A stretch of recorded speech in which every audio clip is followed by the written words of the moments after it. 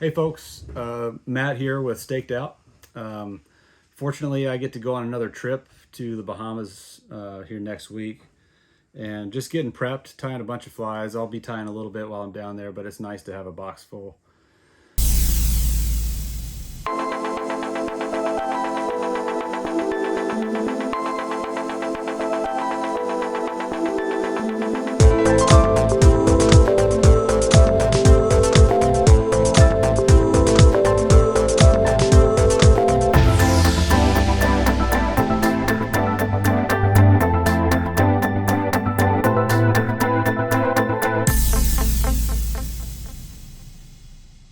Of flies when you show up.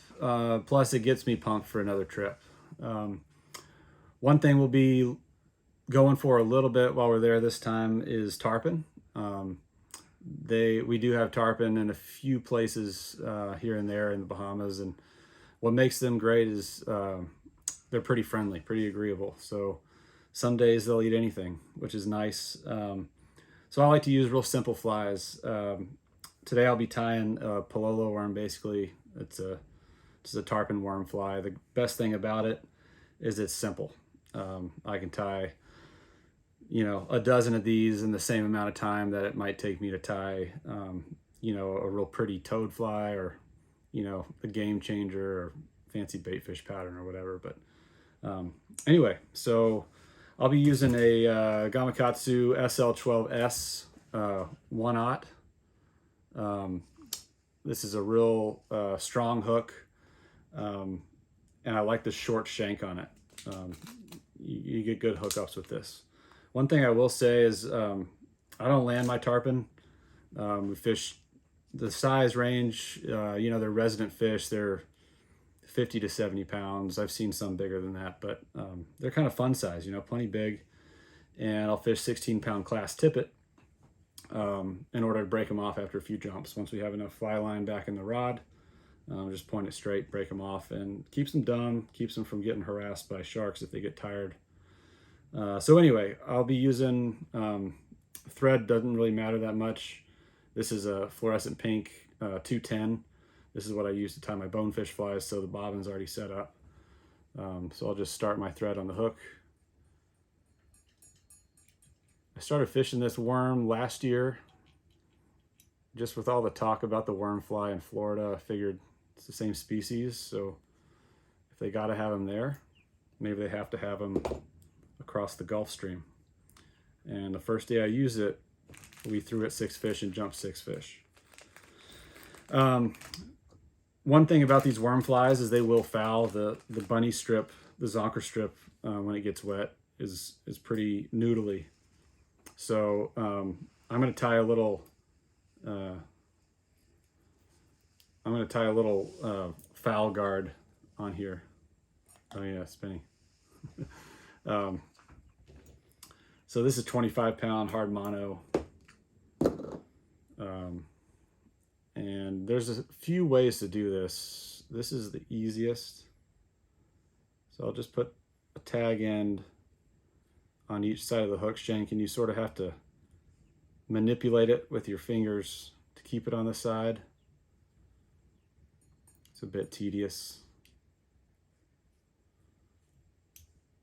Wrap that to the bend, and then just make a nice loop here.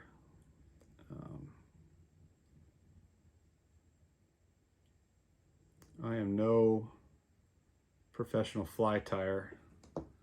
I learned how to tie in the Bahamas out of necessity when I started going down there, because there are no fly shops. So I learned by making a lot of mistakes, and I know some professional tyers might look at this and scoff at my technique and tactics, but it works. Put a few wraps behind this mono loop, and like I said, this just keeps the bunny strip from fouling around the hook shank. Say you have to make a second, God forbid, a third shot at a tarpon.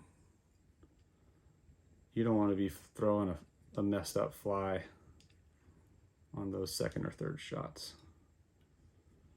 So up like that. My next piece of material is the red rabbit zonker strip. This is the Magnum size. You can tie with smaller, but the Magnum's nice, and I'll show you why, because it looks like it's a little too big, but we're going to cut it down. So I'll take maybe 2 inches, okay? Again, these worm flies aren't big in profile. So I'll get the hair, sort of mohawk it out like this. And I like to do this step before I put it on the fly. But I'll come in with my scissors and I'm going to give it a crew cut. Just short, close to the leather, all the way back.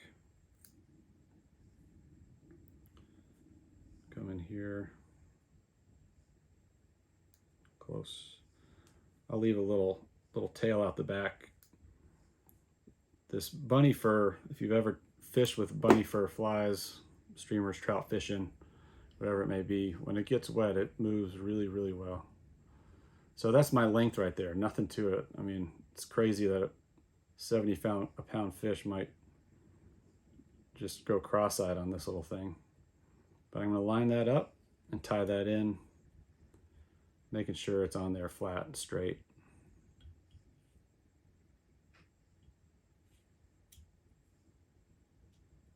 Like I said, this is a utilitarian fly. Some guys might categorize it as a guide fly because it's easy to tie and very effective. All right, my third piece of material is chenille. This is just medium chenille, shrimpy color. I use tan sometimes. I use rust, regular pink. You know, I've used cactus chenille sometimes. Really whatever you'd like. I know some people like in the Keys that fish this fly all the time, they might get real specific, but those fish are highly educated migrating tarpon. So pull this to the front, and then I'm just gonna tightly wrap this going forward. And it's gonna naturally have a little bit of a taper because of how that hook shank is built up with those other materials, which looks real nice. Come forward one more time.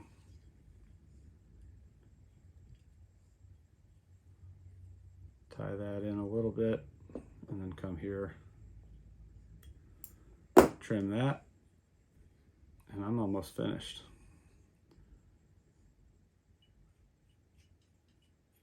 A little bit of a head there, and like I said, I am not an artist of a fly tire by any means. I can't even use a whip finish tool. I just learned how to do that part with my fingers. Come in here, I'll do a couple more.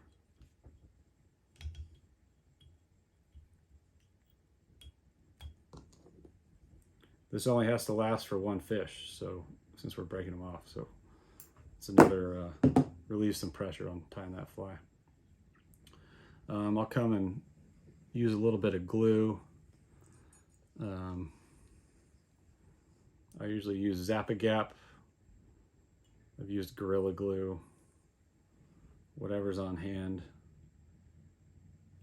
just to hold this together a little bit. Doesn't take a lot.